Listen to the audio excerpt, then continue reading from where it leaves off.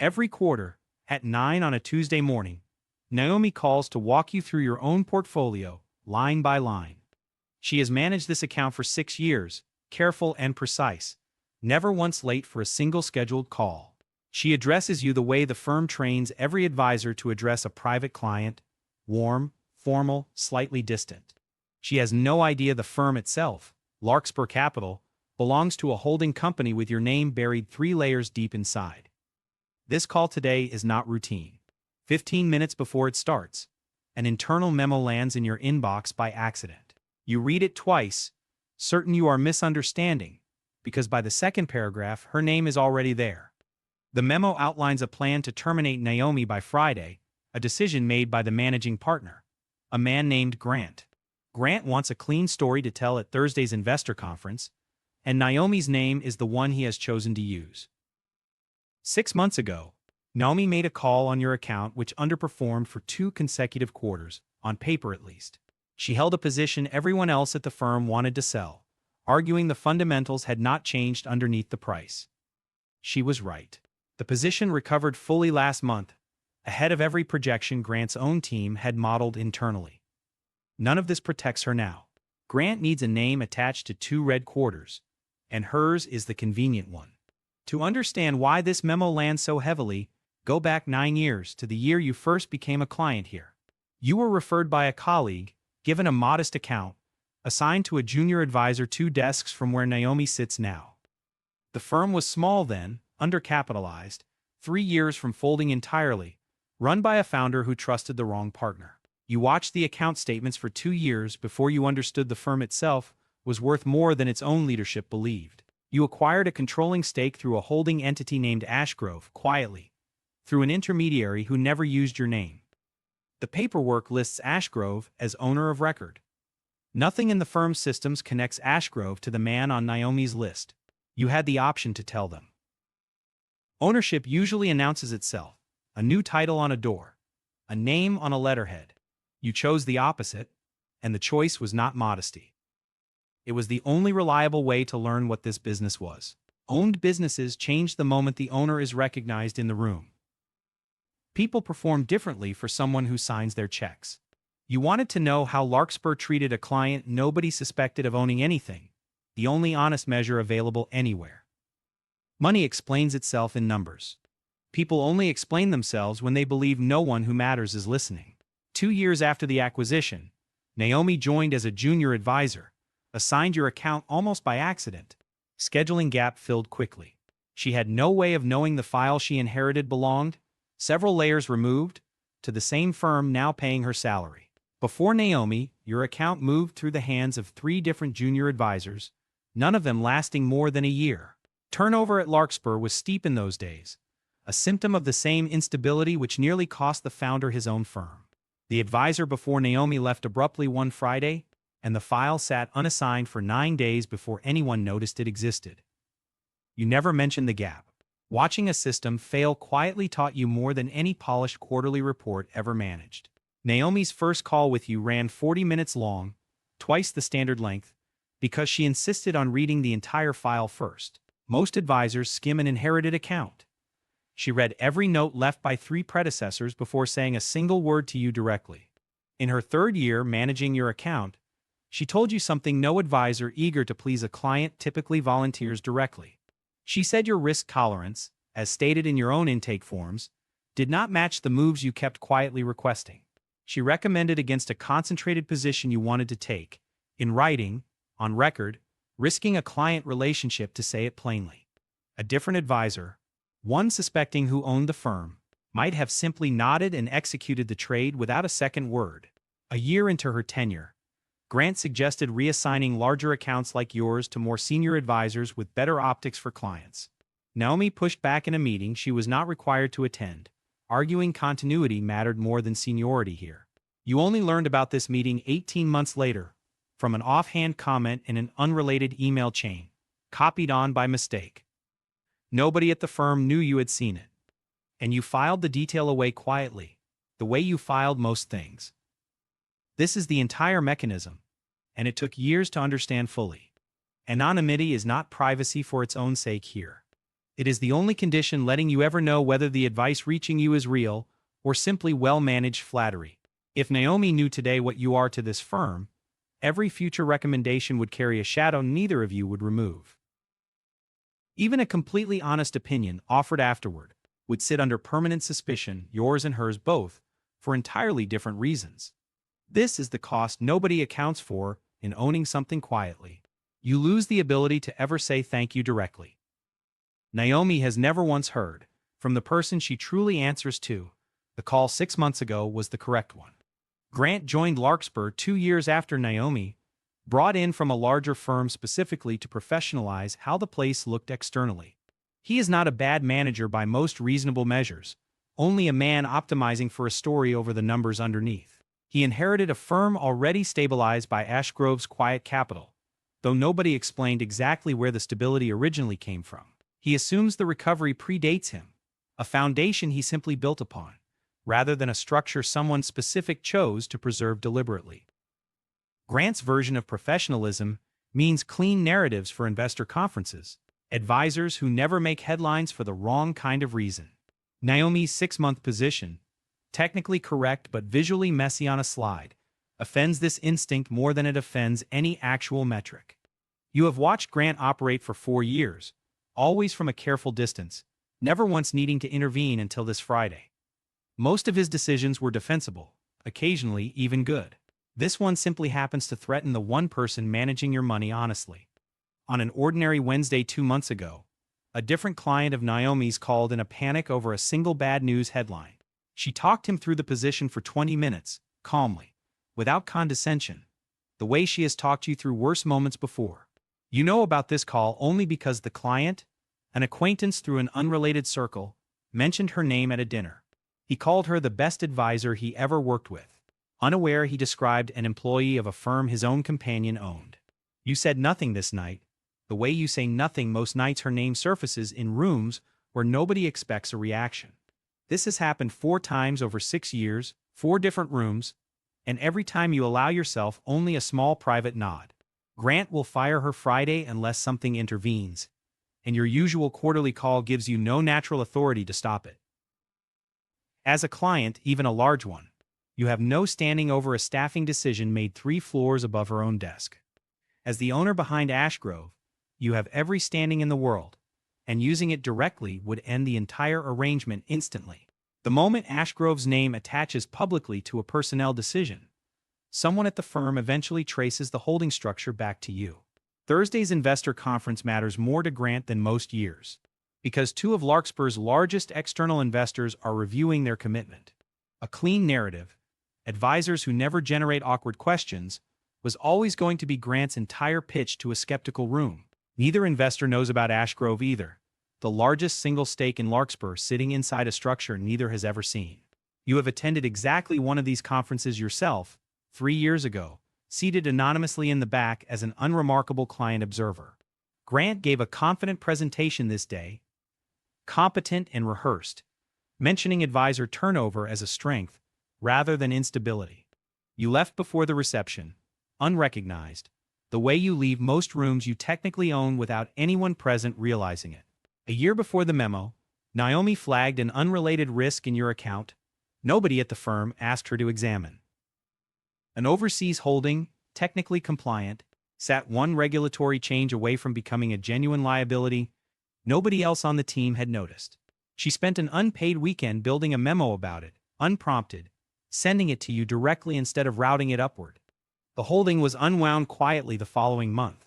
A small save nobody at Larkspur ever formally logged as her particular contribution.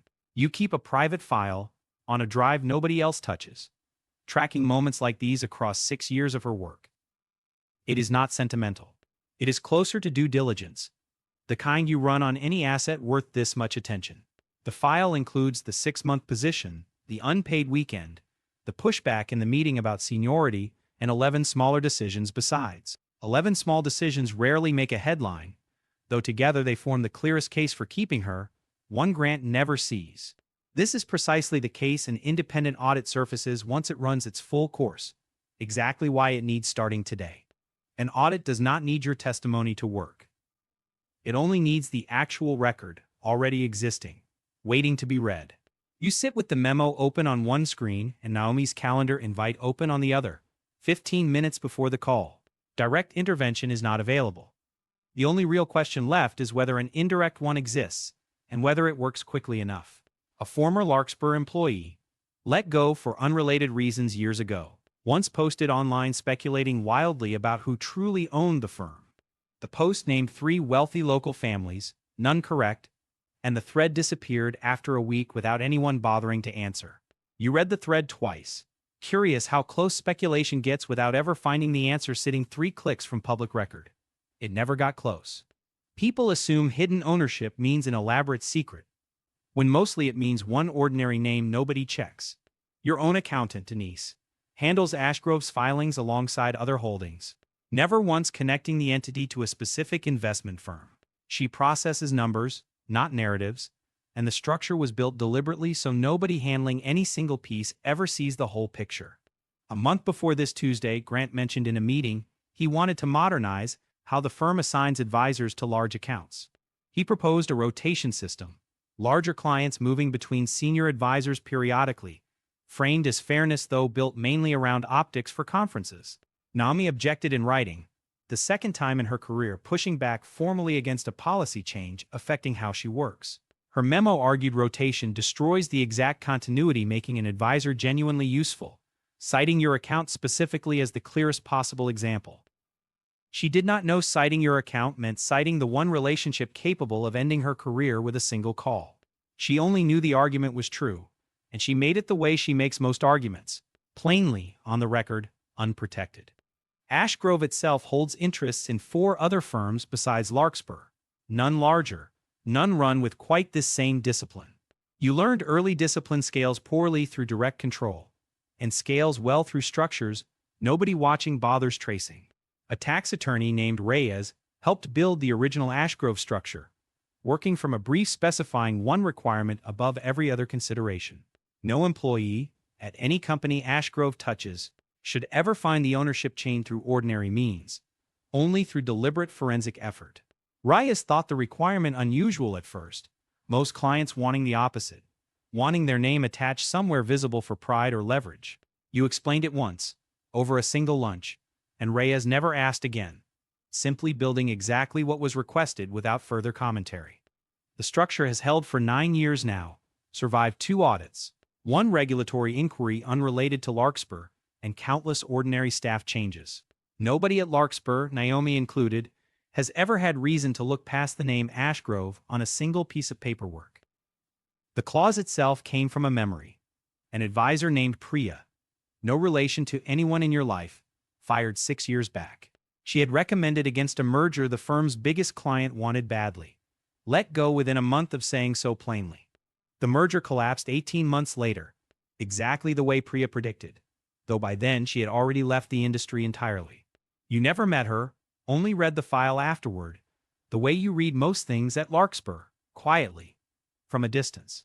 Her termination cost the firm nothing visible, no lawsuit, no headline, only one good advisor who stopped trusting honesty as strategy. You had the clause drafted 3 months later, not as an apology, but as a structure preventing the same mistake again. A second advisor, a man named Foster, nearly triggered the clause 2 years ago over a currency call nobody else believed. Grant, knew at the time, overruled his own instinct to fire Foster after a quiet word from compliance citing the clause. Foster never learned how close he came to losing the job, or why the decision reversed itself overnight without any visible explanation. He still works at Larkspur today, one of the firm's steadiest advisors, unaware the clause protecting him has an origin story. 3 years ago, buried in a client protection clause almost nobody at the firm remembers, you had a lawyer insert one sentence. Any advisor performance review tied to investment outcomes for accounts above a certain size requires an independent audit before termination proceeds. You did not write this clause for Naomi.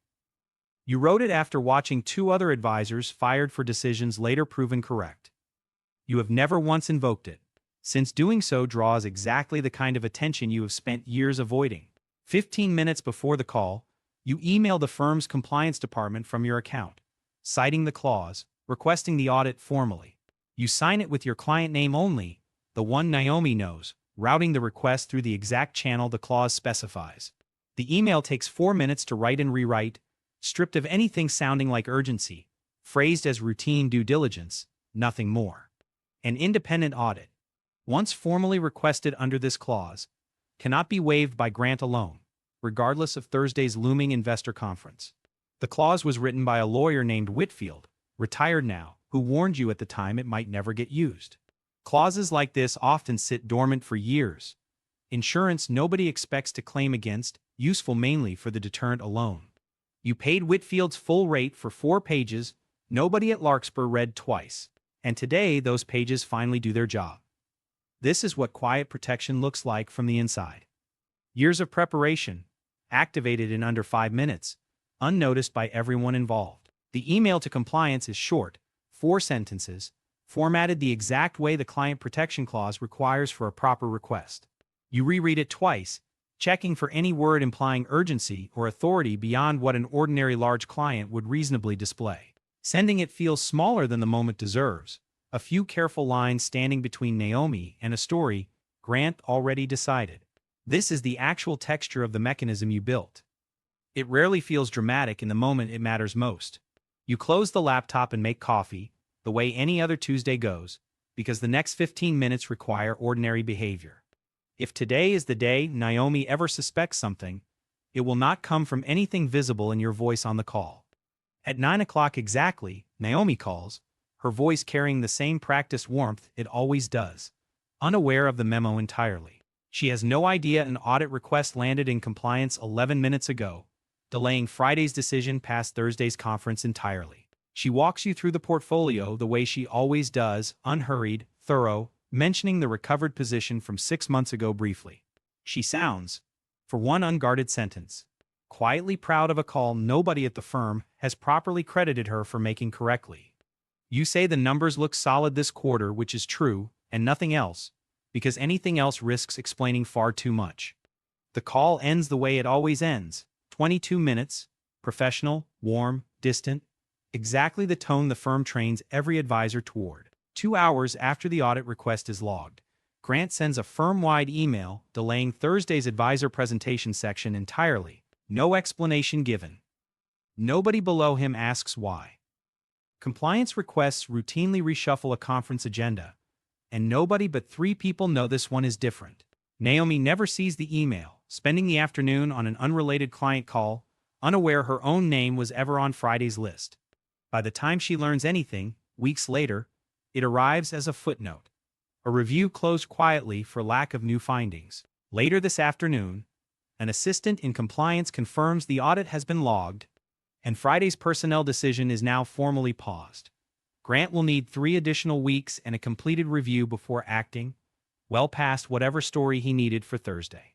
Naomi will likely never learn an audit clause existed, or how a client she never met in person happened to invoke it. She will only learn, eventually, the termination quietly stalled, the way procedural things stall inside a large firm sometimes. 6 weeks after the audit request, the review finally concludes, quietly, 3 sentences in an internal memo nobody outside compliance reads twice. The 6-month position is reclassified as a defensible judgment call, not a performance failure, and Naomi's file closes without further action. Grant never mentions Friday again, publicly or privately, and the rotation policy he once proposed quietly disappears from the following quarter's agenda. Nobody connects the audit, the delay, and the dropped policy into one story, because nobody has any reason to look. This is the same shape of help built over 11 years, in businesses, in friendships, and now, apparently, in firms you own. Not visible generosity, not withheld indifference, but something narrower, routed through a mechanism nobody traces back to the actual hand behind it. A younger advisor, hired last spring, once asked Naomi why she never left for a larger firm offering nearly double her salary. She said something about the account she has managed longest, the one where the client reads what she sends, unlike most others. She did not know she was describing you, the client reading her memos so carefully, every single one, for 6 years running. You keep every memo she has sent, filed by date, in the same private drive holding a record no audit sees. Naomi's replacement, had Grant gotten his way, would have inherited your account the same way she did, a gap quietly filled. The new advisor learns a file the way advisors always do, competently, correctly, without ever asking why the last one left. A year later, at the next annual review, Naomi receives the largest raise of her 6 years at Larkspur, approved by Grant. He cites her handling of a difficult account, unnamed in the paperwork, as the deciding factor, unaware which specific account he means. She thanks him in the hallway, genuinely grateful, and he accepts it the way managers do, as though credit belongs to him. You hear about the raise from her own mouth. The following Tuesday call, mentioned briefly before she moves on to the portfolio. A year from now, Naomi will likely still be managing this account, still addressing you with the same warm, formal, distant tone. She will still have no idea the man on the call is the reason the firm trained her toward this exact tone. You will still call every quarter, at 9 on a Tuesday, and listen to her walk through numbers she managed honestly, unwatched. The honesty was always the entire point, worth more than any title, worth protecting even without ever once being thanked.